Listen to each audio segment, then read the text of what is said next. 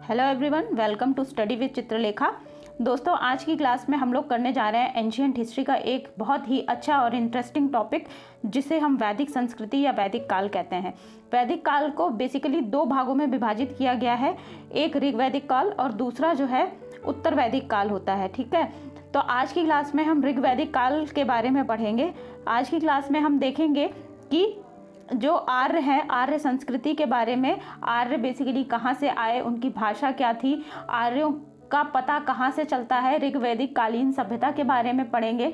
ऋग्वैदिक सभ्यता की सामाजिक आर्थिक स्थिति के बारे में भी हम आज की क्लास में चर्चा करेंगे। हम देखेंगे कि यहाँ के लोग किस प्रकार का जीवन जीते थे और ऋग्वैदिक संस्कृति से जुड़े हुए अभिलेखों के बारे में भी हम आज की क्लास में पढ़ेंगे, क्योंकि जो अभिलेख, शिलालेख और पुरालेख होते हैं, यहाँ से एग्जाम्स में बहुत ज़्यादा क्वेश्चन पूछे जाते हैं। तो इस टॉपिक को भी हम आज की क्लास में कवर करेंगे। क्लास को शुरू करने से पहले अगर आप लोग चैनल पर पहली बार आए हैं तो चैनल को सब्सक्राइब कर लीजिएगा, बेल आइकन प्रेस करके नोटिफिकेशंस में ऑल कर दीजिएगा। अगर क्लास पसंद आएगी तो इसे लाइक और शेयर ज़रूर करिएगा। ठीक है, तो चलिए क्लास को शुरू करते हैं। सबसे पहले हम देखेंगे कि वैदिक संस्कृति का उद्भव कहाँ से हुआ। वैदिक शब्द वेद से बना हुआ है। वेद का अर्थ होता है ज्ञान। ठीक है, वैदिक संस्कृति के निर्माता आर्य थे। वैदिक संस्कृति में आर्य शब्द का अर्थ जो होता है श्रेष्ठ, उत्तम, अभिजात, कुलीन तथा उत्कृष्ट होता है। ठीक है, चलिए नेक्स्ट पॉइंट देखते हैं। सर्वप्रथम जर्मन संस्कृतविद मैक्स मूलर ने 1853 ईस्वी में आर्य शब्द का प्रयोग एक श्रेष्ठ जाति के आशय से किया था और आर्यों की भाषा जो थी संस्कृत थी। यहाँ से एक इम्पॉर्टेंट क्वेश्चन निकलता है कि अगर कभी क्वेश्चन बने कि आर्यों की भाषा क्या थी, तो आप लोगों का आंसर होगा आर्यों की भाषा संस्कृत थी। अगला पॉइंट देखते हैं। भारत में आर्यों की जानकारी जो है ऋग्वेद से मिलती है, जो हिंद यूरोपीय भाषाओं का सबसे पुराना ग्रंथ है। तो इसमें आर्य शब्द का 36 बार उल्लेख किया गया है। अब ये यहाँ से एक इम्पॉर्टेंट क्वेश्चन बनता है कि ऋग्वेद में आर्य शब्द का कितनी बार उल्लेख किया गया है, तो आप लोगों का आंसर हो जाएगा आर्य शब्द का ऋग्वेद में 36 बार उल्लेख किया गया है। पॉइंट पे इंपॉर्टेंट लगा लीजिएगा। इराक से प्राप्त 1600 ईसा पूर्व के कस्साइट अभिलेख तथा सीरिया से प्राप्त 1400 ईसा पूर्व के मित्तनी अभिलेख में आर्यों के नाम का उल्लेख मिलता है, जिससे पश्चिम एशिया में आर्य भाषा भाषियों की उपस्थिति का पता चलता है। अगला पॉइंट देखते हैं। 1400 ईस्वी के बोगज गोई एशिया माइनर के अभिलेख में ऋग्वैदिक काल के देवताओं इंद्र, वरुण, मित्र तथा नासत्य का उल्लेख मिलता है। इससे अनुमानित होता है कि वैदिक आर्य ईरान से होकर भारत आए होंगे। अब वैदिक संस्कृति को दो भागों में बांटा गया है। पहला है ऋग्वैदिक काल। तो ऋग्वैदिक काल को 1500 से 1000 ईसा पूर्व तक माना जाता है। दूसरा है उत्तर वैदिक काल, 1000 से 600 ईसा पूर्व तक। तो यहाँ से दो क्वेश्चन हमारे तैयार होंगे। ऋग्वैदिक संस्कृति का टाइम पीरियड बताइए। आपको 4 ऑप्शन दे दिए जाएंगे, जिसमें से करेक्ट ऑप्शन पे आप टिक करोगे 1500 से 1000 ईसा पूर्व। उत्तर वैदिक काल का टाइम पीरियड बताइए, जिसमें का करेक्ट ऑप्शन आप टिक करोगे 1000 से 600 ईसा पूर्व। ठीक है, इनको याद रखिएगा, आगे बढ़ेंगे। ऋग्वैदिक काल के बारे में अब हम पढ़ेंगे।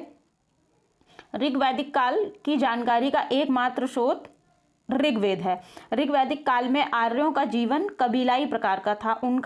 जहाँ उनका वन अस्थायी प्रकार का होता था तथा युद्धों की प्रधानता होती थी। बेसिकली यहाँ पे ये कहना चाह रहे हैं कि ऋग्वैदिक काल की जो जानकारी का एकमात्र स्रोत है वो ऋग्वेद है। और ऋग्वैदिक काल में जो आर्य थे वो कबीला बना करके रहते थे। वे लोग एक जगह पर बंध के नहीं रहते थे, एक जगह पे स्थायी होकर के नहीं रहते थे। ठीक है, वो लोग जो है थोड़े थोड़े समय पर अपने रहने का स्थान बदलते रहते थे और युद्ध भावना उनमें प्रबल थी। ठीक है, इस बात का ध्यान रखिएगा। अब अगला देखेंगे हम लोग पॉइंट, जिसमें बता रहे हैं भौगोलिक विस्तार। भौगोलिक विस्तार की जो आर्य थे वो किस किस क्षेत्र में पाए जाते हैं, उस विस्तार को समझने के लिए यहाँ से कई बार एग्जाम्स में डायरेक्ट क्वेश्चन बनता है कि ऋग्वेद में सप्त सैंधव प्रदेश का वर्णन मिलता है। ठीक है, सप्त सैंधव प्रदेश में जो है आर्यों का विस्तार था। तो जो 7 नदियों का क्षेत्र होता था उसको सप्त सैंधव प्रदेश कहते हैं। ठीक है, तो ये नदियां ऋग्वैदिक काल की नदियां हैं। ये वाले जो हैं इनके पुराने नाम हैं, और इनके पुराने नाम या नए नाम दोनों में से कोई एक नाम आपको दे दिया जाएगा। अगर पुराना दिया जाएगा तो नया पूछ दिया जाएगा, नया दिया जाएगा तो पुराना पूछ दिया जाएगा क्वेश्चन में। तो जैसे यहाँ पे समझते हैं हम, सिंधु नदी का पुराना नाम है सुवासा, ऋग्वेद में इसको सुवासा कहा गया है। सतलज को शतुद्री कहते थे, व्यास को विपाशा कहते थे, परुषणी रावी को कहते थे, रावी परुषणी, चेनाब अस्किनी कहलाती थी, झेलम वितास्था कहलाती थी, और घग्गर, ये घग्गर है, घग्गर नदी जो है सुषामा के नाम से जानी जाती थी। तो जो सप्त सैंधव प्रदेश था इन 7 नदियों से घिरा हुआ था। ठीक है, ये बात याद रखिएगा। अच्छा, ये तो बात हो गई भारत की। अफगानिस्तान में अभी जो क्षेत्र पड़ता है वहाँ की 4 नदियाँ जो है ऋग्वैदिक कालीन नदियाँ, उनके नाम देखते हैं। ये भी एग्जाम्स में पूछ दिए जाते हैं। तो जो काबुल नदी है इसको कुभा कहते थे। ठीक है, काबुल नदी को कुभा कहते थे, कुरमू कहते थे कुर्रम नदी को। ठीक है, और गोमल कहते थे गोमती को, और स्वात नदी को सुवास्तु कहते थे। इन 4 नदियों का, जो कि अफगानिस्तान की नदियां हैं, वे भी, इनका जिक्र भी ऋग्वैदिक कालीन सभ्यता में है। ठीक है, तो यहाँ से हम ये समझ सकते हैं कि जो आर्य हैं ईरान होते हुए भारत आए होंगे, अफगानिस्तान में भी उनका क्षेत्र रहा होगा। ठीक है, इससे स्पष्ट क्या होता है कि आर्य सर्वप्रथम पंजाब और अफगानिस्तान के क्षेत्र में आकर के बसे थे। ये वाली जो नदियां, ऊपर 7 नदियां जिस सप्त सैंधव प्रदेश है, ये बेसिकली पंजाब का इलाका था। ठीक है, जहां पर आर्यों की बस्ती पाई गई, और बाकी की जो 4 नदियां देखी हमने वो अफगानिस्तान की हैं, जहां पर आर्यों की बस्ती पाई गई थी। यहाँ से ये इंपॉर्टेंट बातें शुरू होती हैं, इनको ध्यान से पढ़िएगा, यहाँ से डायरेक्ट क्वेश्चन बनते हैं। ऋग्वेद के नदी सूक्त में 21 नदियों का उल्लेख है, जिसमें सिंधु का सर्वाधिक उल्लेख है। अब यहाँ से क्वेश्चन बनता है कि ऋग्वेद के नदी सूक्त में कितनी नदियों का उल्लेख है, तो आपका आंसर होगा 21 नदियों का। सर्वाधिक बार किस नदी का उल्लेख है, तो आपका आंसर होगा सिंधु नदी का। ठीक है, ऋग्वैदिक काल में आर्यों की सबसे पवित्र नदी कौन सी थी, तो आपका जो करेक्ट ऑप्शन होगा वो होगा सरस्वती नदी। सरस्वती नदी को सबसे पवित्र नदी माना जाता था, और सरस्वती नदी के ही और नाम जो थे वो थे मातेत्तमा, देवीत्तमा और नदीत्तमा। ठीक है, ये याद रखिएगा। अगली नदी देखते हैं। नदी सूक्त में विपाशा या व्यास नदी का उल्लेख नहीं है। बहुत इंपॉर्टेंट पॉइंट है, यहाँ से सीधा क्वेश्चन बन सकता है कि ऋग्वेद के नदी सूक्त में किस नदी का उल्लेख नहीं है, तो आप लोगों का आंसर होगा विपाशा या व्यास नदी का उल्लेख नहीं है। ठीक है, आगे बात करते हैं। ऋग्वेद में 4 समुद्रों का उल्लेख है। संभवतः समुद्र किसी जल राशि का वाचक था। ऋग्वेद में गंगा नदी का 1 बार उल्लेख है, जबकि यमुना का 3 बार उल्लेख हुआ है। ठीक है, तो अगर क्वेश्चन बने कि ऋग्वेद के नदी सूक्त में गंगा नदी का कितनी बार उल्लेख है, तो आप लोगों का आंसर होगा 1 बार उल्लेख है। यमुना का कितनी बार उल्लेख है, यमुना का 3 बार उल्लेख है। मरुस्थल के लिए धन्व का प्रयोग किया गया है, ये बात भी याद रखिएगा। नेक्स्ट पॉइंट देखते हैं। ऋग्वेद में हिमालय पर्वत एवं इसकी चोटी मुजवंत का भी उल्लेख है। ऋग्वेद के पुरातात्विक साक्ष्य कितने प्रकार के होते हैं, 3 प्रकार के होते हैं। पुरातात्विक साक्ष्य मतलब जो खुदाई करने पर जमीन के नीचे से हमें मिलते हैं। ठीक, पुरातत्व विभाग जो खुदाई करता है, खुदाई के समय जो साक्ष्य मिलते हैं, जैसे कि ईंटें हो गई या उसके नीचे हमें कोई सामान मिल जाता है, कोई सिक्के हो गए, तो ये सारी चीजें पुरातात्विक साक्ष्य कहलाते हैं। तो ये 3 प्रकार के पुरातात्विक साक्ष्य हैं।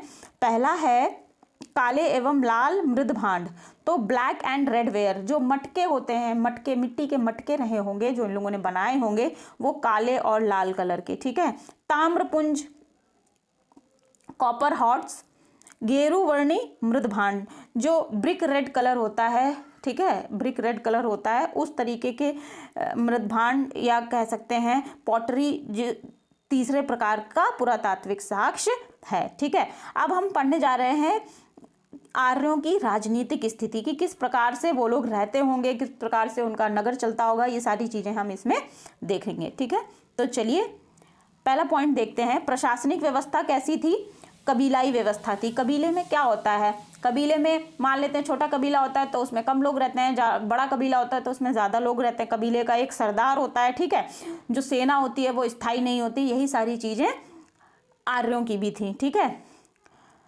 सैनिक भावना प्रमुख थी, युद्ध लड़ते थे। सबसे छोटी इकाई कुल थी। ठीक है, ये इंपॉर्टेंट है कि आर्यों की सबसे छोटी इकाई क्या थी? तो कुल थी, जिसको कि परिवार कहते हैं, जिसका प्रधान कुलप होता था। ग्राम, विश्व और जन ये उच्चतर इकाई होते थे। ठीक है, ग्राम को क्या कहते थे? जब कई सारे परिवार एक साथ रहने लगते थे तो उसको ग्राम कहते थे।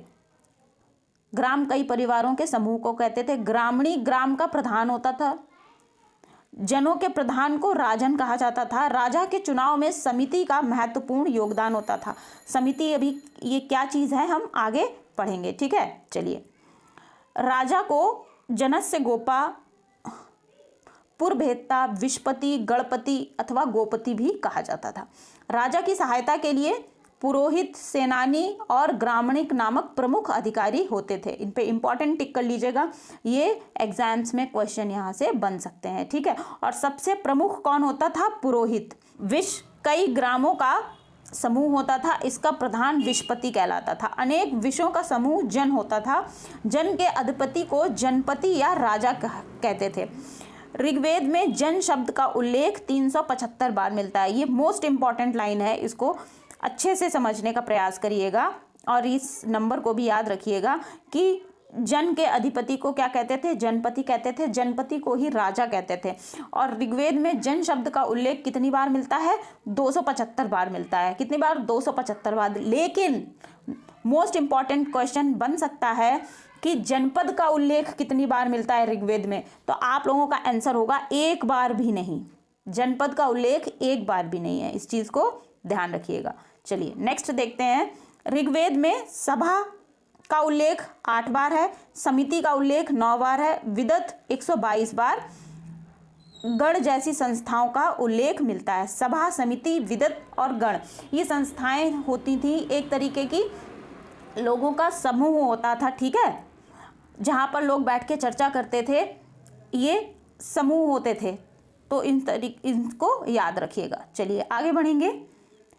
ऋग्वेद की सबसे प्राचीन संस्था विदत थी। सभा मुख्य रूप से वृद्धजनों एवं कुलीन व्यक्तियों की संस्था थी। इसके सदस्यों को सुजान कहा जाता था। समिति कबीलों की आम सभा थी। अभी हमने कहा था कि ऊपर सभा, समिति और गण ये तीनों के बारे में हम पढ़ेंगे, तो ये सारी वही चीज़ें हैं।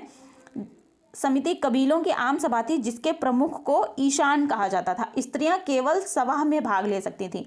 इंपॉर्टेंट पॉइंट है कि स्त्रियां सभा, समिति या विदत या इनमें से कोई नहीं, पूछा जाए किस में भाग ले सकती थी स्त्रियां, तो आप लोगों का आंसर होगा केवल सभा में भाग ले सकती थी। ठीक है, विदत में लूटी गई वस्तुओं का बंटवारा होता था। उस समय कबीलाई जीवन था, युद्ध भावना प्रमुख थी, तो युद्ध में क्या होता था? लूटपाट होती थी। तो जो लूटा हुआ सामान होता था उसका बंटवारा कहाँ पर होता था? उसका बंटवारा आपका विदत में होता था।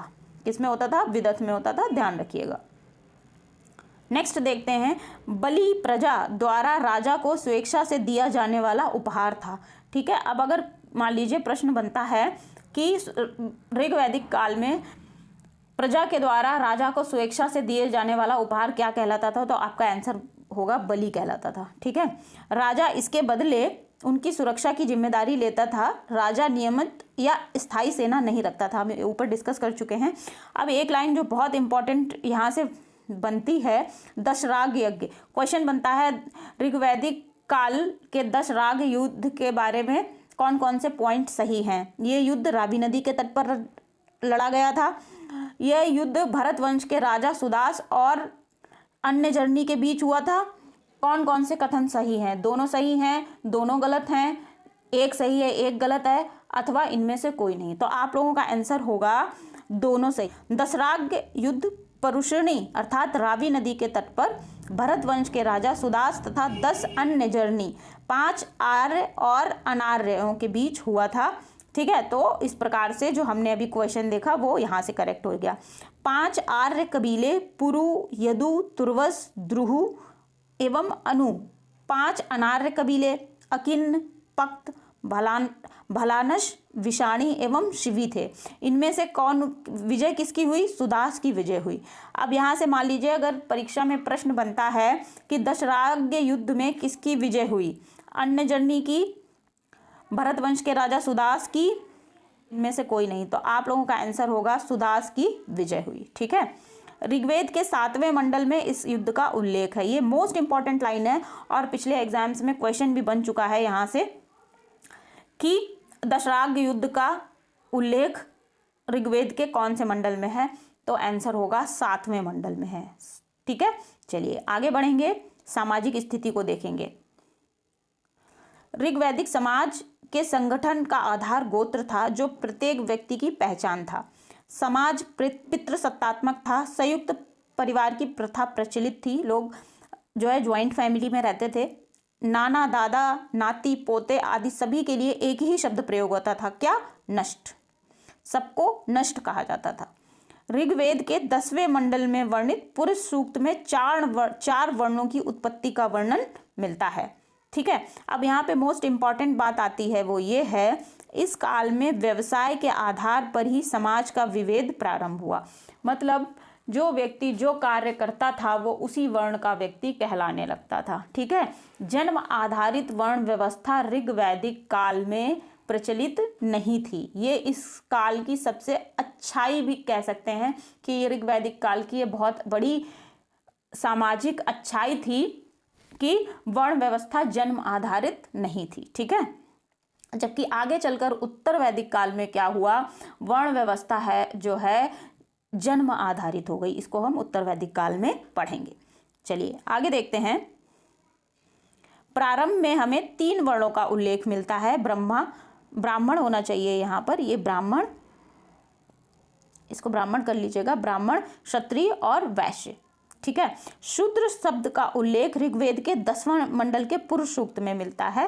ऋग्वेद में दास प्रथा का उल्लेख भी मिलता है। ये बहुत इंपॉर्टेंट लाइन है कि शूद्र शब्द का उल्लेख ऋग्वेद के कौन से मंडल में मिलता है? 10वें मंडल में मिलता है। ऋग्वेद में दास प्रथा का उल्लेख मिलता है या नहीं मिलता है, तो आप लोगों का आंसर होगा कि ऋग्वेद में दास प्रथा का उल्लेख मिलता है। स्त्रियों की दशा ऋग्वैदिक समाज में काफी अच्छी थी। कन्याओं का उपनयन संस्कार होता था। स्त्रियों में पुनर्विवाह, नियोग प्रथा एवं बहुपति विवाह का प्रचलन था। बाल विवाह का प्रचलन नहीं था। पर्दा प्रथा और सती प्रथा भी प्रचलित नहीं थी। ये ऋग्वैदिक काल की एक सामाजिक बहुत अच्छी अच्छाई थी जो उस समय के लोगों में व्याप्त थी, या ये कह सकते हैं उस समय लोगों ने इस प्रकार का समाज बनाया था कि स्त्रियों की जो स्थिति थी वो उच्चतम थी। ठीक है, इसके बाद क्या हुआ, स्त्रियों की दशा दिनों दिन निम्नतर गिरती चली गई। इसे हम आगे चलकर पढ़ेंगे। नेक्स्ट पॉइंट देखेंगे, स्त्रियों को यज्ञ करने का अधिकार था। लोपामुद्रा, घोषा, शिक्ता, विश्ववारा, अपाला आदि विदुषी स्त्रियों ने ऋग्वेद की बहुत सारी ऋचाओं की रचना की है। अब क्वेश्चन यहाँ से बनता है, ऋग्वेद में किन किन विदुषी महिलाओं का उल्लेख किया गया है? ठीक है, तो आपको जो है ऑप्शन दे दिया जाएगा, लोपामुद्रा, घोषा, शिक्ता, विश्ववारा, अपाला। तो ये नाम याद कर लीजिएगा, इनमें से कोई नाम होगा तो आप उस पर टिक करोगे, अदरवाइज उसको नन ऑफ अबव कर दोगे। ठीक है, आजीवन विवाहित रहने वाली स्त्रियों को, कन्याओं को अमाजू कहा जाता था। अब इनकी आर्थिक स्थिति देखते हैं हम लोग। ऋग्वैदिक आर्यों का प्रारंभिक जीवन अस्थायी था। इनकी संस्कृति मूलतः ग्रामीण थी। कबायली संरचना के अनुकूल पशुपालन जो है मुख्य पेशा था और कृषि गौड़ पेशा था। अब जब कबीला बनाकर रहेंगे तो मान लीजिए कुछ ऐसा हो गया कि इन्होंने अपने कबीले का स्थान बदल दिया। आज एक जंगल में रह रहे हैं, कल कहीं दूसरे जगह पर जाकर के रहने लगे। तो मान लीजिए कहीं पे फसल इन्होंने बोई और वो फसल जमी हुई है, बीच में ये छोड़ के चले गए, तो उस फसल को पानी कौन देगा, सिंचाई गुड़ाई बुनाई कौन करेगा उसकी? ठीक है, दूसरे स्थान पर चले गए। तो ये लोग क्या करते थे, जो पशुपालन का व्यवसाय था वही इनका मुख्य पेशा था। जहाँ जाते थे अपने पशुओं को हाँक कर ले जाते थे। ठीक है, पशुओं में गाय सर्वाधिक महत्वपूर्ण थी, जिसका ऋग्वेद में 176 बार उल्लेख मिलता है। अब यहाँ पर क्वेश्चन बनता है कि ऋग्वेद में गाय का उल्लेख कितनी बार मिलता है? तो आप लोगों का आंसर होगा 176 बार। ठीक है, आर्यों की अधिकांश लड़ाइयाँ गायों को लेकर हुई थी। धनी व्यक्ति को गोमत तथा राजा को गोपति कहा जाता था। एक्चुअली गाय जो है, गाय इतनी महत्वपूर्ण थी कि धनी व्यक्ति को गोमत कहा जाने लगा। जो बहुत सारी गायों का मालिक है, ठीक है, उसको गोमत कह दिया। राजा का स्थान इतना महत्वपूर्ण होता है, गाय का स्थान महत्वपूर्ण है, तो गोपति कह दिया कि उसके कबीले में जितनी भी गायें हैं सबका स्वामी कौन है, गोपति है, अर्थात राजा है। ठीक है। समय की माप को गोधूली कहा जाता था। दूरी की माप के लिए गव्यतु शब्द का प्रयोग होता था। देखिए गोधूली क्या होता है, गोधूली संध्या बेला होती है, सूर्यास्त होने वाला होता है, तो उस टाइम को, उस समय को गोधूली कहा जाता है, ध्यान रखिएगा। ठीक है, ये जो है संध्या बेला का पर्यायवाची भी है, कभी हिंदी में आ जाए तो इस पे टिक करिएगा। चलिए नेक्स्ट पॉइंट देखेंगे। ऋग्वेद के चतुर्थ मंडल में खेती की प्रक्रिया का वर्णन मिलता है। एक ही अनाज, यव अथवा जौ का उल्लेख है। अब यहाँ से क्वेश्चन बनेगा कि खेती की प्रक्रिया का उल्लेख कौन से मंडल में मिलता है, तो चतुर्थ मंडल में मिलता है। ऋग्वेद में कौन से अनाज का वर्णन मिलता है, तो यव का वर्णन मिलता है अथवा जौ का वर्णन मिलता है, दोनों एक ही बात है। ऋग्वैदिक आर्यों को 5 ऋतुओं का ज्ञान था। ऋग्वेद में कृषि संबंधी शब्द उर्वरा किसको कहते थे, जुते हुए खेत को उर्वरा कहते थे। हल को क्या कहते थे, लांगल कहते थे। गोबर की खाद को करिशु कहते थे। कई बार होगा कि आपको क्वेश्चन में दे दिया गया कि ऋग्वैदिक काल से संबंधित लांगल वर्तमान समय में क्या कहलाता है, तो एक ऑप्शन में मान लीजिए हल है तो आप लोग हल पर टिक करोगे। ठीक है। अवट कुएं को कहते थे। हल के निशान को सीता कहते हैं। ये जो है हल का निशान, ये जुती हुई भूमि का पर्यायवाची भी है सीता। ठीक है। किवाश हलवाहे को कहा जाता था। पर्जन्य बादल को कहते थे। कुल्या नहर कहलाता है। खिल्ल चारागाह, जहाँ पर गायें चारा खाती हैं, चरती हैं, घास के मैदान।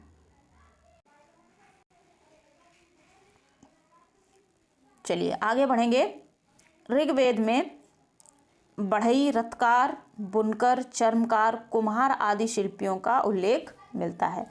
बढ़ई के लिए तक्षण तथा धातु कर्मी के लिए कर्मार शब्द मिलता है। सोने के लिए हिरण्य शब्द मिलता है। हिरण्य का पर्यायवाची सोना होता है या सोने का पर्यायवाची हिरण्य होता है, ध्यान रखिएगा। ऋग्वेद में कपास का उल्लेख नहीं मिलता। ये मोस्ट इंपॉर्टेंट है, एक बार यहाँ से क्वेश्चन भी बन चुका है कि निम्नलिखित में से किसका उल्लेख ऋग्वेद में नहीं मिलता है। इस काल में ऋण देकर ब्याज लेने वाले को क्या कहते थे, बेकनाट, सूदखोर, जिसको हम आम भाषा में कहते हैं बेकनाट कहा जाता था। आगे बढ़ेंगे, देखेंगे धार्मिक स्थिति। आर्य बहुदेववादी होते हुए भी एकेश्वरवाद में विश्वास करते थे। इस समय प्राकृतिक शक्तियों का मानवीकरण करके उनकी पूजा की गई। यज्ञों का महत्वपूर्ण स्थान था। वे मुख्य रूप से प्रकृति पूजक थे, अर्थात आर्य जो है मुख्य रूप से प्रकृति पूजक थे। प्रकृति के प्रतिनिधि के रूप में आर्यों के देवताओं की 3 श्रेणियां थीं। पहली श्रेणी क्या है, आकाश के देवता। आकाश के देवताओं में कौन कौन आते थे, सूर्य, घोष, वरुण, मित्र, पूषण, विष्णु, सवित्री, आदित्य, उषा और अश्विन। अगली श्रेणी जो है अंतरिक्ष के देवता जिनको कहते हैं। अंतरिक्ष के देवताओं में कौन कौन है, इंद्र, रुद्र, मारुत, वायु, पर्जन्य, आप और मातीश्वरिन। ठीक है। पृथ्वी के देवता अग्नि, सोम, पृथ्वी, बृहस्पति और सरस्वती। अगला पॉइंट देखते हैं। ऋग्वेद में इंद्र का वर्णन सर्वाधिक प्रतापी एवं लोकप्रिय देवता के रूप में किया जाता है और इंद्र को 250 सूक्त समर्पित हैं। तो यहाँ से ये एक इम्पॉर्टेंट क्वेश्चन बनता है कि इंद्र को ऋग्वेद में कितने सूक्त समर्पित हैं, तो आप लोगों का आंसर होगा सर्वाधिक 250। इंद्र को आर्यों का युद्ध नेता, वर्षा, आंधी, तूफान का देवता भी माना जाता है। ऋग्वेद के 5वें मंडल में अग्नि सूक्त है, ये बात याद रखिएगा। अग्नि सूक्त कहाँ पर है, 5वें मंडल में है। ऋग्वेद में अग्नि की स्तुति में 200 सूक्त हैं, सबसे ज़्यादा इंद्र के हैं, उसके बाद अग्नि का नंबर आता है, 200 सूक्त इनके लिए दिए गए हैं। ये दूसरे सबसे महत्वपूर्ण देवता हैं। इस काल में अग्नि देवताओं तथा मनुष्यों के बीच मध्यस्थ होते थे। इसके माध्यम से देवताओं को आहुतियाँ दी जाती थीं। तीसरा प्रमुख देवता वरुण था, जो कि जल निधि का प्रतिनिधित्व करता था। वरुण को ऋतस्य गोपा भी कहा जाता है। यहाँ से ये क्वेश्चन एक बना है किसी एग्जाम में कि ऋग्वैदिक कालीन देवता वरुण का दूसरा नाम क्या है, तो उनका दूसरा नाम है ऋतस्य गोपा, इसको याद रखिएगा। ऋग्वेद के 9वें मंडल में सोम की स्तुति है। सोम को पेय पदार्थ का देवता माना जाता है। घोष को ऋग्वैदिक कालीन देवों में सबसे प्राचीन माना जाता है। अब हम लोग देखेंगे ऋग्वैदिक देवता, उनके नाम देखेंगे और उनका संबंध किससे था, प्रकृति की किस एरिया से उनका संबंध था उसको देखेंगे। ऋग्वैदिक काल में बेसिकली प्रकृति पूजा ही की जाती थी। जो आर्य थे ऋग्वैदिक काल में प्रकृति का मानवीकरण करके उनकी पूजा करते थे, तो ये जो देवता हैं उन्हीं से संबंधित हैं, हम उनके बारे में चर्चा करते हैं। चलिए, पहला है मारुत। मारुत जो थे, मारुत होता है, अदरवाइज ये यहाँ पे मरुत लिखा हुआ है, अगर कभी मारुत हो जाए तो भी उसमें कंफ्यूज होने की बात नहीं है, दोनों सेम चीज़ें हैं, ठीक है। मरुत या मारुत कौन थे, आंधी तूफान के देवता थे। पर्जन्य जो थे वर्षा के देवता माने जाते थे। सरस्वती नदी देवी थी, बाद में ये विद्या की देवी बन गई। पूषण कौन थे, ये पशुओं के देवता माने जाते थे, लेकिन उत्तर वैदिक काल में क्या हुआ, ये शूद्रों के देवता बन गए थे। इसकी चर्चा हम उत्तर वैदिक काल में करेंगे। अगला है अरण्यायनी कौन थी, ये जंगल की देवी होती थी। यम कौन थे, यम मृत्यु के देवता कहलाते थे। मित्र कौन थे, मित्र शपथ एवं प्रतिज्ञा के देवता थे। अश्विन को चिकित्सा का देवता माना जाता था, ठीक है।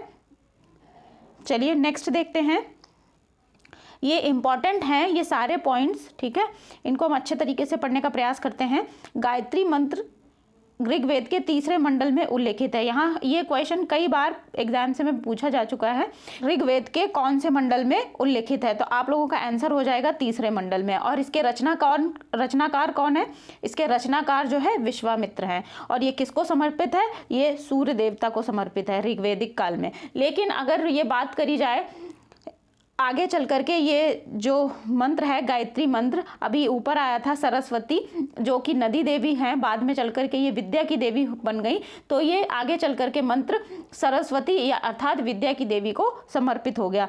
तो जब हम सरस्वती की बात करते हैं, सरस्वती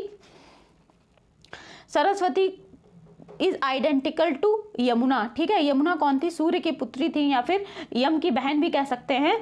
तो यमुना को समर्पित हो जाता है ये गायत्री मंत्र, आगे चल करके, ऋग्वैदिक काल में नहीं, आगे चल करके, ठीक है।